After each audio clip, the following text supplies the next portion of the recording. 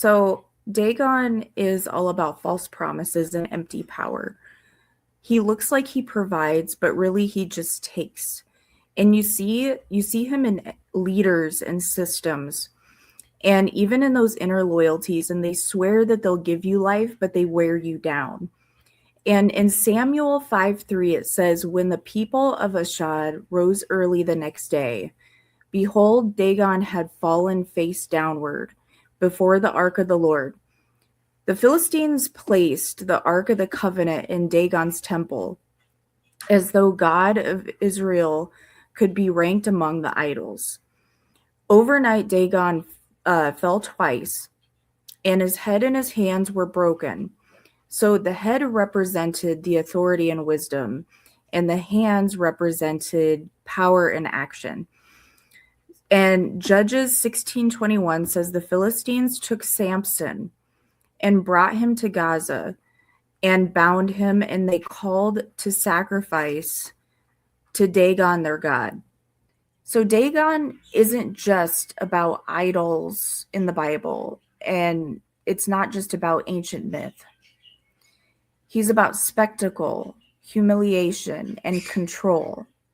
He's the God that people turn to when they want dominance, where human suffering becomes somehow twisted into some sort of sign of cruelty and divine favor.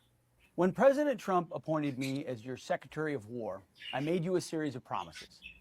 I promised that every single one of your taxpayer dollars would go toward one thing and one thing only: building the most lethal fighting force on the planet.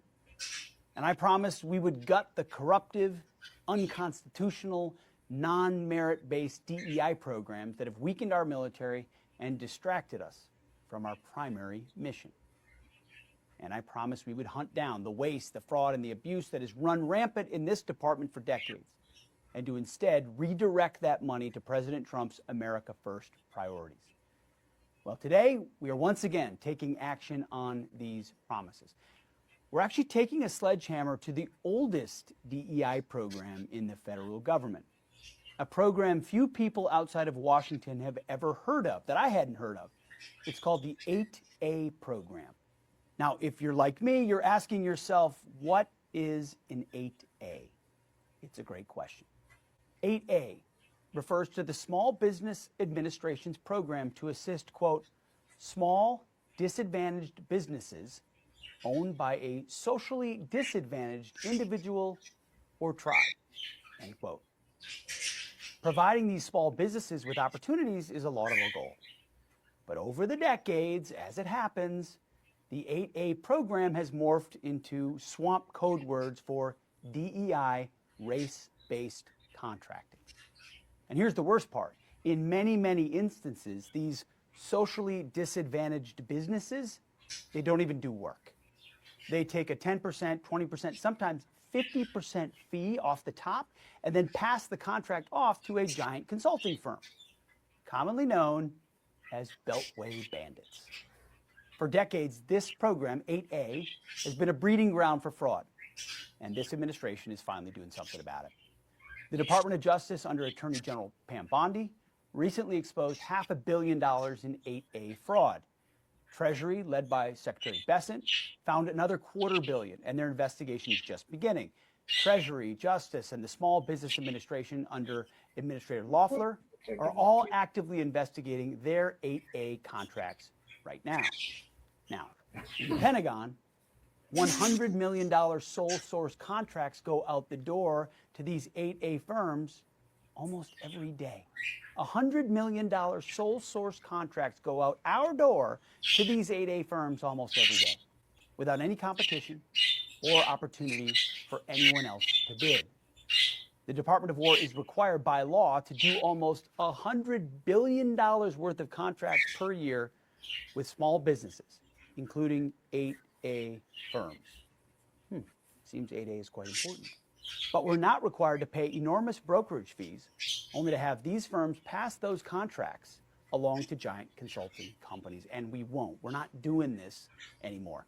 So effective immediately, I'm ordering a line-by-line review of every small business sole source 8A contract that is over $20 million. And we'll look at everything smaller than that too.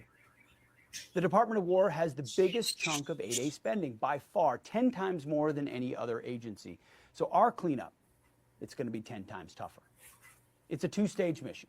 First, if a contract doesn't make us more lethal, it's gone. We have no room in our budget for wasteful DEI contracts that don't help us win wars, period, full stop. Second, we're doing away with these pass-through schemes. We'll make sure that every small business getting a contract is the one actually doing the work, and not just some shell company funneling your money to a giant consulting firm. This approach is, of course, not meant to hurt small businesses, and that's not the point. America's full of great, amazing small businesses. This is part of a larger effort to transform our acquisition ecosystem into one that makes sense for the threats we face in the 21st century. I gave a long speech about this back in November. Our goal is to spend your money to build our defense industrial base with businesses large and small that share our mission, not to line the pockets of Beltway fraudsters or to advance the agenda of DEI apologists. Only lethality, and we're going to look at every single contract.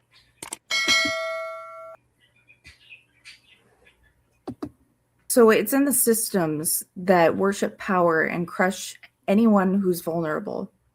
Think about any system that gets rich while stripping everything else out around it. His abundance is just deterioration dressed up as success. Plenty of systems will offer you purpose and security and provision. But if they leave you tired and divided and feeling afraid, that's not giving you life. And what's real will make you stronger, not weaker. What's true will bring you into focus and give you clarity.